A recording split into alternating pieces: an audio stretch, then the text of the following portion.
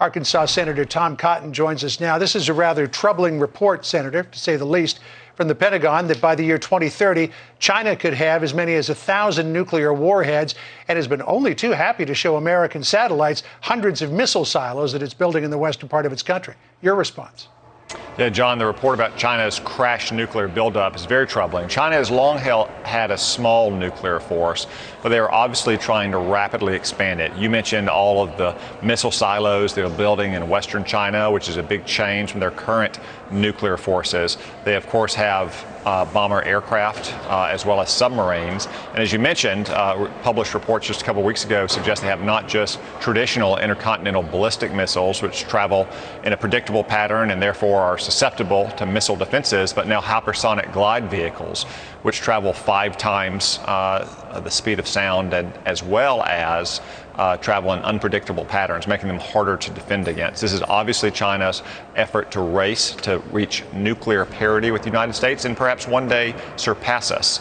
That would be very dangerous to the United States, not just because of the threat those nuclear weapons pose if they're used, but their ability to deter the United States to defend our own interest, whether it's standing up for our manufacturing jobs and our trading rights or defending our partners and allies like Japan and Taiwan. It's imperative that the Biden administration continue to modernize our own nuclear forces so that can never happen. Chairman of the Joint Chiefs of Staff, General Mark Milley, was at the Aspen Security Institute Forum the other day, issued a pretty sharp warning about all of this. Listen to what he said. We're witnessing one of the largest shifts in global geostrategic power that the world has witnessed. If we, the United States military, don't do a fundamental change to ourselves in the coming 10 to 15 to 20 years, then we're going to be on the wrong side of a conflict. You know, one of the things, Senator, that the chairman is really worried about is this new hypersonic weapon, because we don't have anything to challenge it. We don't have anything to detect it. And there are a lot of people who say hypersonic weapons are not defensive, as China claims, but they are first strike weapons. Yeah, that's right, John. You don't build hypersonic missiles that are capable of traveling so fast and evading not just defense systems, but early warning radars unless you want to take a first strike. Now, China's always disclaimed the idea that it would launch a first nuclear strike, but the forces they're building up now are clearly designed to pursue a first use policy and perhaps one day go for the jugular against the United States, or at least to have that capability to deter us from protecting all of our other interests as well. I want to ask you about something else that popped up yesterday, and this is the idea that the Biden administration may be paying as much as $450,000 per person or $1 million per family to illegal migrant families who were separated during the Trump administration. The president didn't seem to know much about it yesterday. Listen here. If you guys keep sending that garbage out, yeah, but it's not true. So this is a garbage report? Yeah. Okay. So $450,000 per person. Is that what you're saying? That was separated from a family member at the border under the last administration.